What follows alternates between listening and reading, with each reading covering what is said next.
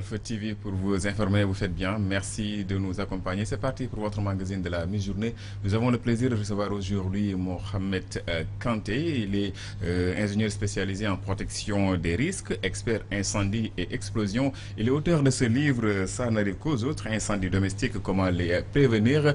Notre compatriote qui vit au Maroc, Monsieur Kanté, bienvenue sur Walf TV. Bonjour Hassan, je remercie Walfadjri pour cette opportunité qui m'est offerte pour parler de mon livre. J'en profite pour remercier et saluer mes parents, remercier et saluer tous mes professeurs, voilà, qui me reconnaîtront à travers votre écran, tous mes amis, mes collègues qui me suivent à travers Walfadjri. Merci. Alors, un livre qui nous parle d'incendie domestique, un sujet qui défraie la chronique depuis quelque temps au Sénégal avec plusieurs incendies qui se sont passés. Mais d'abord, pourquoi ce livre? Quel est l'élément déclencheur de ce livre, Ça n'arrive qu'aux autres? D'accord, merci Hassan pour cette question. En fait, j'ai fait un constat. En tant qu'ingénieur qui travaille dans la prévention, j'ai fait un constat. Les ingénieurs et les techniciens n'ont pas l'habitude d'écrire pour parler à la population. On a l'habitude d'écrire des notes techniques, des livres qui sont très techniques, qui ne nous parlent qu'à nous qui sommes ingénieurs ou techniciens. Donc, ça c'est le premier constat. Après, en regardant la télé, le soir, le journal, etc., je vois il y a beaucoup de catastrophes qui se passent dans les marchés, incendies de marché, dans les maisons, en prenant l'exemple de ce qui s'était passé à la Médina, où 9 talibés sont partis. Et c'était 2013, si je ne me trompe pas. C'était 2013 ou 2014. Maintenant, les événements qui sont à la base, qui sont la cause de ces sinistres, sont des trucs tellement basiques que la population ne connaît pas. J'ai dit que moi, en tant que sachant, je dois faire quelque chose. Je ne dois pas rester comme ça, à juste protéger ma famille et mes proches. C'est comme ça que m'est venue l'idée d'écrire ce livre pour que voilà, tout citoyen lambda puisse en profiter et puisse en bénéficier. Alors, un livre d'une centaine de pages, 97 pour être exact, 97 pages qui nous parlent d'incendies domestiques et les moyens de se prémunir de ces incendies. Mais à l'entame de votre livre, vous avez fait un peu de théorie, revenant un peu sur les termes que vous utilisez dans votre jargon, que vous avez essayé de démocratiser. Oui, effectivement, c'est ça l'objectif. Comme vous l'avez vu dans l'avant-propos, j'ai voulu écrire un livre qui sera, d'ailleurs qui est accessible à tout le monde. Donc on n'a pas besoin d'être technicien, ingénieur pour pouvoir digérer ce livre. Donc pour pouvoir comprendre ce que je vais développer après, c'est-à-dire les moyens de prévention, de protection, il faut commencer par de la théorie. Donc dans cette théorie, j'ai expliqué c'est quoi la différence entre un feu et un incendie. C'est quoi un extincteur, c'est quoi un détecteur incendie, etc., etc. Maintenant, juste, je vais expliquer, voilà, une définition que j'ai l'habitude de donner. C'est, il y a le feu et l'incendie. Le feu, c'est quelque chose qu'on a tous les jours à la maison. C'est-à-dire quand on veut faire du thé, quand on veut cuisiner, etc., on fait du feu. Parce que le feu, c'est tout ce qui est maîtrisé dans l'espace et dans le temps. Donc tu allumes ton gaz, tu chauffes quelque chose, tu l'éteins, tu le maîtrises dans l'espace et dans le temps. Maintenant, un incendie, c'est un feu qui dépasse cet espace et ce temps. Donc, dès que ça dépasse l'espace et le temps, on est dans un incendie. Maintenant, aussi, pour avoir un incendie, il y a ce qu'on appelle le triangle de feu. Le triangle de feu, c'est 3 éléments qui composent notre environnement immédiat. Donc, le premier élément, c'est ce qu'on appelle le combustible. Le combustible, à la maison, on a des fauteuils, on a nos habits, on a du bois, on a du papier, etc. C'est ça les combustibles, tout ce qui peut brûler. Le deuxième élément, c'est le comburant. Le comburant, le plus présent, c'est l'oxygène de l'air. Et le troisième, c'est, on appelle ça l'élément ou l'énergie d'activation, qui peut être un briquet, un court-circuit électrique, une allumette, etc., etc. Donc, ces 3 éléments réunis, il y a le feu. Maintenant, je vais développer après avec vos questions. Pour intervenir, pour éteindre le feu ou bien pour faire de la prévention, il suffit juste d'éliminer un de ces éléments. Vous êtes dans la prévention. Vous évitez qu'un incendie se produise. Alors, Mohamed Kanté, je vous repose votre question introductive. Oui. Comment se déclenche le feu? Comment se déclenche le feu? Le feu se déclenche à la différence de l'explosion, l'explosion, c'est un événement qui est subite et soudain. C'est-à-dire, quand quelque chose explose, il donne pas de... Il n'alerte pas, il n'avertit pas. Alors que le feu, c'est progressif. Le feu commence par quoi? Dans les premières minutes d'un incendie, il y a la fumée. Si c'est du papier qui brûle ou du bois, etc. Donc, c'est comme ça que déclenche un feu. Il faudrait que ces trois éléments que j'ai cités tout de suite, qu'il y ait oxygène de l'air, assez d'oxygène, qu'il y ait énergie d'activation, ça peut être une allumette, et qu'il y ait quelque chose à brûler. Dès que ces trois éléments se rencontrent, début d'incendie. Maintenant, un début d'incendie, c'est les premières fumées, etc. Donc, pour contrecarrer cela, c'est pour cela qu'on demande, bon, en France, c'est depuis 2015 et en Europe, dans toutes les habitations, ils sont obligés d'avoir des détecteurs de fumée. Parce qu'un feu, quand ça commence par les premières fumées, et ce sont les premières fumées qui donnent le déclenchement au niveau du détecteur incendie. Et puis, la personne est au courant qu'il y a un feu, il prend son extincteur, il agit. Donc, c'est ça la différence entre l'incendie et l'explosion. L'explosion, lui, il ne te dit pas que je suis en train de se produire. Boum. C'est ça la différence. Voilà. Alors que l'incendie, ça prend du temps. C'est pour cela qu'il faut beaucoup travailler sur la prévention que sur la protection. Restons un peu sur la théorie avant de venir sur la prévention. D'accord. Vous nous dites, vous écrivez que les feux sont classés en 5 classes A, B, C, D et F. En quoi consistent ces classes? Voilà, vous savez, dans la science, dans les techniques, etc., pour faciliter la compréhension, on fait des classifications. Donc, les feux sont classés, les feux de classe A, classe B, classe C, classe D et classe F. Maintenant, les feux de classe A, c'est tout ce qui est les feux, voilà, combustibles solides, c'est-à-dire le papier, le bois, etc. C'est ce qu'on appelle les feux de classe A. Donc, quand on classifie, on sait qu'il y a des feux de classe A, donc on identifie les éléments ou les agents qui peuvent éteindre les feux de classe A. C'est pour cela que cette classification a été faite. Maintenant, après, il y a les feux de classe B. C'est tout ce qu'on peut... B, bon, il y a une façon pour les retenir. B, dès que vous voyez B, pensez à bidon. Donc, bidon, les bidons sont en plastique. Et ce qui est contenu dans les bidons, souvent, ça peut être de l'essence, de l'huile, du carburant, etc. Donc, les feux de classe B, c'est ça. Ce sont les feux de plastique et de combustible. Les feux de classe C, c'est quand tu penses à C, tu penses carbone, gaz, voilà. C, c'est les feux de gaz. Et D, ce sont les métaux. Bon, ça, on ne le trouve pas à la maison. C'est dans les industries. Et les feux qui sont classés F, c'est tout ce qui est lié à la cuisine. Les feux de cuisson. Donc, les restaurants, etc. Ils doivent beaucoup... Bon, je les invite même à acheter ce livre parce que les restaurants utilisent beaucoup d'huile pour faire des frites, des hamburgers, etc. Et ils travaillent à la chaîne. Donc, le risque est beaucoup plus élevé. Donc, pour ces types de feux dans les cuisines, on appelle ça les feux de classe F. Alors, nous allons parler de la prévention, mais revenons un peu en Afrique avec les incendies. Il y a tellement d'incendies domestiques, que ce soit au Sénégal. Vous avez donné dans votre livre des statistiques du Maroc qui font froid dans le dos. Et ça se passe un peu partout comme ça en Afrique. Et quels sont les éléments déclencheurs, en tout cas, qui font qu'il y a beaucoup, tous ces incendies domestiques en Afrique? Effectivement, merci pour cette question. Bon, je vais commencer par une chose, c'est que nous, en Afrique, on a un problème avec les chiffres. On ne travaille pas sur les statistiques. Donc, j'ai beaucoup souffert pour trouver des informations sur les incendies au Sénégal, déjà. Dans d'autres pays, j'ai galéré. Donc, au Maroc, j'ai pu avoir quelques chiffres. C'est ce que j'ai mis dans le livre. Donc, pour répondre à votre question, qu'est-ce qui cause les incendies à la maison? La plupart du temps, c'est la méconnaissance du danger. Deuxièmement, c'est la négligence. Soit on ne connaît pas, ou bien on connaît mais on néglige. On se dit ça n'arrive qu'aux autres, d'où le titre du livre. Donc avec vos questions, je pourrais entrer en profondeur. Par rapport à ces causes, il y a les appareils de cuisson, vous avez noté ce point qui est assez important, qu'on utilise dans toutes les, disons, dans toutes les maisons. Toutes les maisons.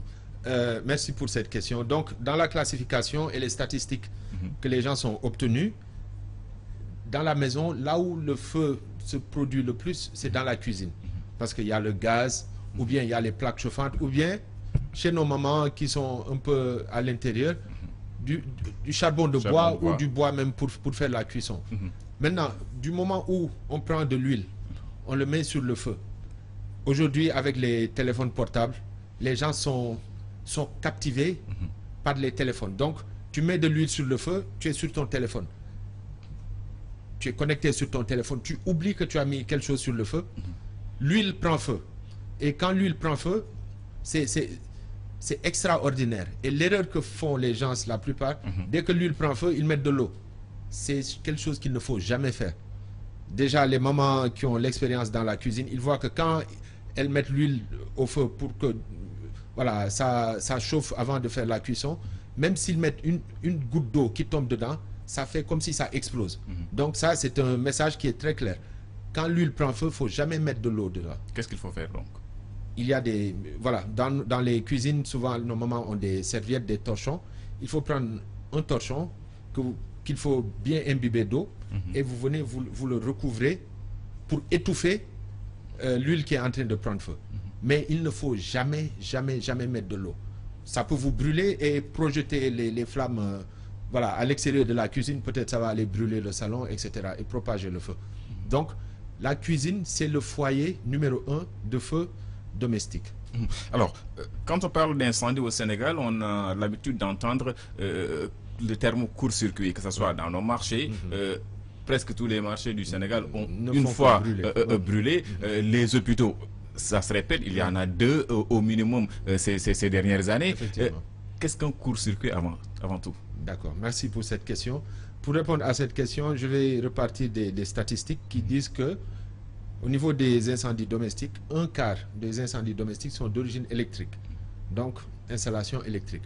Maintenant, c'est quoi un court-circuit? Un court-circuit, c'est une anomalie dans les installations électriques. Maintenant, ce qui peut causer un court-circuit, il y a beaucoup de facteurs. Bon, qu'on ne va pas énumérer ici parce qu'il y en a beaucoup, mais je peux lister par exemple une mauvaise installation électrique. Une installation électrique qui n'est pas conforme aujourd'hui peut créer un court-circuit. Deuxièmement, une installation électrique où la personne voit qu'il y a le disjoncteur, il saute tout le temps, ou bien les fusibles se crament tout le temps. Et la personne ne fait que changer les fusibles, ou bien dire que bon, c'est pas grave. Voilà une autre cause de court-circuit. Donc, il y a aussi les équipements électriques que nous achetons. Aujourd'hui, nous sommes dans l'ère du digital. On achète beaucoup de choses sur Internet. On importe des choses qui ne sont pas conformes. Et ces éléments aussi peuvent créer des courts-circuits à la maison. Donc, je vais inviter nos frères, nos sœurs, nos mamans et tout le monde, en achetant des produits sur Internet, il faut s'assurer qu'il y a la marque CE dessus. CE, ça veut dire conformité européenne. Quand c'est conforme à ça, ça veut dire que c'est conforme à toutes les règles et les exigences en termes électriques. Vous venez de parler des fusibles qui sautent et que celui qui a en charge de l'installation ne fait que changer ce fusible-là. Quand ça arrive, qu'est-ce qu'on doit faire concrètement? On doit revoir toute l'installation? Heureusement qu'il y a des fusibles. Parce que le fusible, son rôle, c'est de couper l'électricité à son niveau. Donc lui, il prend le problème qui existe dans le réseau, c'est le fusible qui le prend et le fusible coupe l'électricité. Mais quand ça devient récurrent, ça devient fréquent, ce qu'il faut faire, il faut faire appel à des professionnels. Je vois aujourd'hui, il y a un organisme qu'on a mis en place au Sénégal qui s'appelle COSUEL. Voilà, je vois que c'est une bonne initiative. Il ne faudrait pas que ça soit commercial, il faudrait que ça soit utile à la population. Je vois que bon, c'est eux qui font les pré-réceptions des installations électriques avant que la Sénélec ne vienne installer le compteur. Mais il faudrait qu'ils aillent plus loin que ça, c'est-à-dire quand un particulier voit que chez lui il y a des problèmes, des courts-circuits qui se répètent, qu'il puisse aller faire un diagnostic. Voilà, ils ont des appareils pour ça, ils font des mesures sur les câbles et tout, et après ils vous font un rapport, ils vont vous soulever toutes les non-conformités qu'il faut lever. Et dès que c'est fait, après vous allez voir, ces problèmes vont disparaître. Alors, vous l'avez dit, vous l'avez aussi écrit dans ce livre, il y a des appareils électroniques ou électriques qui sont, disons, potentiellement dangereux. Oui. Au-delà de ces installations qui peuvent être de mauvaise qualité, il y a aussi les surcharges qui peuvent faire que le réseau ne tienne plus. Effectivement. En parlant de surcharge, je vais commencer par un équipement que tout le monde utilise à la maison, c'est les multiprises. Les multiprises sont dimensionnées pour recevoir une certaine quantité, si je peux m'exprimer ainsi, d'électricité ou de charge. Donc, une multiprise peut prendre peut-être 3 appareils, par exemple. Mais dans nos maisons, vous voyez, je parlais tout de suite de négligence, on dit, bon, c'est pas grave, on charge tout. Maintenant, cet appareil, ne pouvant prendre que 3 appareils, pour me répéter, on en met 5 ou 6. Donc, ça chauffe. Donc, comme c'est des composants qui sont électroniques, ça fond. Le bâti des multiprises, c'est du plastique. Le plastique prend feu. Et souvent, ça se trouve sous les rideaux, à côté des moquettes. Et le feu se propage et ça devient un incendie. 2 points que nous allons aussi développer par rapport à ces installations électriques. Une défaillance de la mise en terre, de mise à la terre, mais aussi une mauvaise isolation des fils électriques. Effectivement. Je vais commencer par la mise à la terre. On construit souvent des maisons, on l'oublie. La mise à la terre, c'est, bon, pour ceux qui le savent, c'est une installation du cuivre qu'on prend et qu'on enterre dans la terre. Okay. On appelle ça mise à la terre. C'est quoi son rôle? Souvent, il y a des perturbations dans le réseau de la Sénélec, ou bien quand il y a la foudre, ou bien voilà, pendant la période des pluies, il y a la foudre. La foudre perturbe les installations électriques. Donc, ça crée une surcharge dans le réseau. Maintenant, cette surcharge, s'il n'y a pas la mise à la terre, ça peut aller brûler peut-être ta télé ou bien le frigo, etc. Donc, cette mise à la terre, elle est importante. Ça permet d'absorber toutes les fluctuations qui se passent dans le réseau. Ça va à la terre. Donc, la terre, d'ailleurs, nous, quand on partira, on sera à la terre. Donc, Dieu nous a donné des solutions autour de nous. Donc, la mise à la terre permet d'absorber ces flux-là. Et par rapport à l'incendie dû à l'électricité, comment se prémunir? Comment se prémunir? J'avais commencé par ça. C'est quoi? Il faut avoir des installations électriques qui sont conformes. Quand on est en habitation, il n'y a pas beaucoup d'exigences pour l'habitation. Donc, se faire installer ces installations par des professionnels. On a l'habitude, bon, parce que les petits tâcherons du quartier coûtent moins cher, tu vas appeler ton petit cousin, il vient, il bricole des trucs. Dès que tu allumes la lumière, tu es content, tu allumes la télé, tu es content, tu penses que c'est bon. C'est bon pour un certain moment, mais ce n'est pas conforme. Donc, il faut installer, il faut faire des installations électriques conformes par des professionnels. Ça, c'est la première des choses. Deuxième chose, s'il y a une réglementation, il faut se conformer à la réglementation. Et aussi, avoir l'œil partout, avoir le flair, parce que souvent, on sent du brûlis à la maison, mais souvent, on néglige. En négligeant, ça s'accumule, après, ça devient une bombe pour la maison. Donc, pour tout ce qui est installation électrique, moi, je dis qu'il y a beaucoup de normes qui existent. Quand vous voudrez acheter des appareils électriques, des interrupteurs, etc., il y a des marques qui sont conformes. Et ils ont la marque CE ou bien NF. NF, ça veut dire norme française. Soit c'est NF ou CE, vous achetez ça, vous installez. Ça a un coût, mais la sécurité n'a pas de prix. Voilà. Et quand ça arrive, comment réagir? Quand ça arrive, comment réagir? C'est ce qu'on appelle comment organiser l'intervention ou l'évacuation. On évacue quand on ne peut plus intervenir. Donc, quand il y a un feu à la maison d'origine électrique, première chose, il ne faut jamais mettre l'eau. D'accord. Court-circuit, voilà, on appelle ça électrocution, ça peut vous tuer. Donc, il y a des extincteurs qu'on appelle extincteurs CO2. C'est des extincteurs avec du CO2. C'est ça qui est adapté pour attaquer les installations électriques. À défaut, il y a des extincteurs qu'on appelle ABC, c'est de la poudre. Ça agit aussi sur les installations électriques. Mais le bémol, c'est quoi? Dès que tu l'utilises, c'est salissant parce que c'est de la poudre qui salit. Alors que le CO2, c'est pas salissant. Ça éteint le feu et puis c'est bon. Donc, ça, si vous ne pouvez agir. Maintenant, si vous ne pouvez pas agir, qu'est-ce qu'il faut faire? Il faut évacuer. Donc, si vous êtes en étage, et que l'incendie prend une certaine ampleur, on évite de prendre les ascenseurs. Ça, normalement, peut-être ici, vous avez des règles de sécurité. Quand il y a un incendie, on ne prend jamais les ascenseurs. Parce qu'après, on coupe l'électricité. Si ça te trouve dans l'ascenseur, tu es bloqué.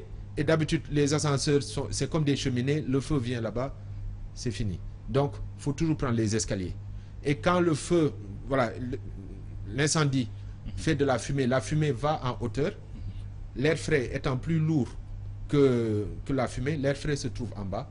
Donc quand il y a incendie, il faut se mettre le plus bas possible pour pouvoir respirer l'air frais et chercher le chemin pour évacuer et appeler les secours. Je rappelle que nous sommes avec Mohamed Kanté, il est ingénieur spécialisé en prévention des risques, expert incendie et explosion, auteur du livre Ça n'arrive qu'aux autres, incendies domestiques, comment les prévenir. Kanté, nous allons poursuivre avec les extincteurs. Oui. J'y arrive, vous nous en parlez tantôt, mais par rapport à celui qui a un extincteur chez lui et qui doit vérifier la conformité de cet extincteur-là, comment est-ce qu'il doit faire? D'accord, merci pour cette question. Déjà, ça va nous permettre de revenir sur une question que vous aviez posée tout de suite, c'est la classe de feu. Donc, les feux sont classés de type A, B, C, etc. Les extincteurs aussi sont classés. Donc, pour chaque type de feu, il y a un extincteur qui est adapté. Ça, c'est la première des choses à savoir. Donc, quand on veut acheter des extincteurs pour la maison, il faut savoir ce qu'on achète. Maintenant aussi, pour les extincteurs, faut acheter il y a beaucoup d'extincteurs qui viennent de Chine. Je ne dis pas que c'est pas bon, mais il faut vérifier que c'est eux. Si c'est pas la conformité. Donc ça, c'est la première des choses. Il y a des extincteurs qui ont des manomètres. C'est des aiguilles qui sont là-dessus, qui se trouvent dans une partie verte, et à gauche et à droite, il y a la partie rouge. Donc, en tant que chef de famille, etc., si vous avez un extincteur à la maison, avec un manomètre, chaque semaine, il faut vérifier que le manomètre se trouve dans la partie verte. Ça veut dire que cet extincteur est en bonne et due forme et qu'il est utilisable quand il y a un incendie. Si vous le voyez dans le rouge, vous appelez celui qui vous a fourni l'extincteur pour venir vous le remplacer. Donc, voilà un peu comment on vérifie un extincteur. Mais aussi à l'achat, il faut savoir qu'est-ce qu'il faut faire. Si vous voulez protéger la cuisine, il y a des extincteurs pour la cuisine. C'est des extincteurs de type qu'on appelle AFF. Voilà, donc c'est pour la cuisine, c'est pour éteindre... si vous n'avez pas les torchons, les serviettes mouillées pour éteindre le feu, vous pouvez utiliser les extincteurs de type AFF. Après cela, à la maison, on a des coffrets et des armoires électriques. Donc, pour ces types d'incendie, il faut mettre un extincteur CO2. Maintenant, pour éviter d'avoir 3-4 extincteurs à la maison, il y a un extincteur qu'on appelle passe-partout, c'est l'extincteur à poudre ABC. Donc, à la maison, si on a un extincteur ABC, c'est passe-partout. C'est vrai que c'est salissant, mais au moins, ça va éteindre le feu. Donc, c'est ce que je peux donner comme exemple et conseil. Alors, dans votre livre, Mohamed Kanté, vous êtes revenu un peu en parlant des causes de ces incendies, des fumeurs qui aussi peuvent être nuisibles à la maison. Comment se prévenir de ces incendies-là? Merci pour cette question. En fait, en regardant le livre, on a listé toutes les causes à la maison qui peuvent créer les incendies. Il y a les installations électriques, il y a la cuisine, mais aussi il y a l'action de l'homme. L'action de l'homme, c'est quoi? On a des enfants à la maison. Souvent, les enfants, il ne faut jamais laisser des briquets ou les allumettes à leur portée. Il y a beaucoup d'incendies qui ont eu lieu dans les maisons. C'est un enfant qui s'amusait, il a mis le feu, lui, il s'amusait, alors qu'il a brûlé la maison. Il y a les fumeurs. Donc, les fumeurs, voilà, d'après les statistiques, comment les fumeurs ont créé des incendies chez eux? Souvent, on rentre à la maison, on est fatigué. On allume une clope pour les fumeurs, tu commences à fumer, tu t'endors. Tu crées un incendie. Ou bien, tu finis de fumer, tu jettes ça dans une corbeille, croyant que le mégot est éteint, alors que ce n'est pas éteint. Ça est en train de se consumer, ça crée un incendie. Donc, comme conseil, quand on se sent fatigué, ou bien on a un peu bu pour ceux qui boivent, etc., il ne faut pas fumer. Il faut attendre d'être bien éveillé et tu fumes. Et de préférence, il faut fumer à l'extérieur. Il ne faut pas fumer dans les chambres ou dans les salons. Et aussi, il y a des cendriers qui sont adaptés. C'est des cendriers métalliques. Quand tu mets le mégot dedans, ça se referme automatiquement. Comme il n'y a pas d'oxygène, même si le mégot était toujours allumé, ça va s'éteindre. Ou bien, vous mettez dans un cendrier que vous avez et vous mettez de l'eau. C'est sûr que ça s'éteint. Donc voilà des conseils aussi pour éviter les incendies dus aux fumeurs. On en parle peu, mais aussi ça cause beaucoup d'incendies, l'utilisation des bonbonnes de gaz butane. Effectivement. L'utilisation des bonbonnes de gaz, d'habitude les incendies qui se produisent avec les bonbonnes de gaz, c'est soit de la négligence, c'est surtout de la négligence. Surtout. Parce que les bonbonnes de gaz, voilà, la fabrication des bonbonnes de gaz est soumise à des règles qui sont très strictes. Parce qu'on les appelle des appareils à pression. Parce que le gaz est mis sous pression dans une bouteille. Donc pour la fabrication de ces bouteilles, dès qu'ils respectent les normes édictées par la loi, la bouteille elle est sécurisante, elle est en sécurité. Maintenant, qu'est-ce que nous faisons en tant qu'utilisateurs? On vient, on met une bouteille de gaz, on met un flexible pour alimenter soit une gazinière ou etc. Ce flexible-là, c'est du plastique. Il a une durée de vie. Donc, avec le temps, ce n'est plus étanche. Ça crée des fuites. Ou bien, vous voyez, il y a une blessure quelque part. On vient, on met du scotch. Il ne faut jamais faire ça. Quand vous achetez un flexible pour la tuyauterie du gaz, il y a une date de péremption. Avant la date de péremption, vous changez. Ça, c'est le premier point de sécurité. Deuxième point de sécurité, vous voyez des gens aussi, quand ils achètent une nouvelle bouteille de gaz, ils l'ouvrent, ils mettent un briquet comme ça pour voir est-ce qu'il y a une fuite. C'est très dangereux. Il y a des méthodes pour vérifier s'il y a une fuite. Vous mettez du savon, de l'omo, vous prenez la mousse, vous le mettez là où vous voulez voir. Quand vous le mettez, quand ça gonfle, ça veut dire qu'il y a une fuite. Quand ça gonfle pas, il n'y a pas de fuite. C'est mieux que de prendre une allumette ou un briquet, vous allez mettre le feu partout. Et aussi, quand vous avez des bouteilles qui sont vides, il ne faut pas les stocker dans les sous-sols, etc. Parce que même si c'est vide, il reste toujours un peu de gaz dedans qui est sous pression. Donc, il faut les mettre dans des espaces qui sont aérés, soit sur la terrasse, etc. Mais pas dans des milieux confinés. Parce qu'à tout moment, ça peut faire une fuite et exploser. Alors, Mohamed Konté, vous avez été très généreux dans ce livre. Vous nous avez parlé des incendies, des causes, mais aussi comment se prémunir. Vous avez aussi parlé d'assurance domicile pour pouvoir, en tout cas, se relever en cas de sinistre. Effectivement. Bon, ça, c'est un clin d'œil peut-être à mes collègues, mais aussi, c'est important. Vous savez, moi, je donne toujours mon exemple. Mon père, il a travaillé peut-être pendant 30 ans pour qu'on puisse avoir une maison. Donc, si aujourd'hui, chez nous, il y a un incendie, je ne le souhaite pas, on suit les règles qui sont dans le livre, on arrive à sortir de la maison. Mais la maison brûle. Papa a pris 30 ans pour faire cette maison. La maison brûle entièrement. Nous, on est sains et saufs. Alhamdulillah. Mais, où est-ce qu'on va habiter demain? C'est ça la grande question. Donc, c'est pour ça, aujourd'hui, il est important de penser à s'assurer. Ça ne coûte pas cher. Les gens pensent que l'assurance... Bon, c'est vrai, j'ai mis dans le livre qu'il faudrait que les assureurs aussi pensent à faire des assurances pour ceux qui se trouvent à un certain niveau. Il faudrait qu'ils démocratisent l'assurance. Parce qu'aujourd'hui, ça s'assure pas qui veut. Voilà, parce qu'il y a un coût. Quand on assure sa maison, ce n'est pas que l'incendie, il y a le vol aussi. Il y a les dégâts des eaux. On est dans des pays où souvent, quand il y a des inondations, l'eau envahit nos maisons, ça détruit nos biens. Ça aussi, c'est pris en compte par l'assurance. Donc, tu peux sauver ta vie, mais tu vas perdre tes biens. Donc, quand tu es assuré, l'assurance t'indemnise à hauteur de ce que tu avais demandé dans le contrat d'assurance.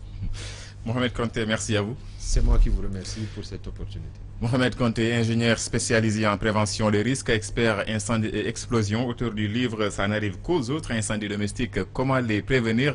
Il était notre invité dans ce magazine de la mi-journée. Nous vous retrouvons, amis téléspectateurs, juste après le journal pour la version Wolof.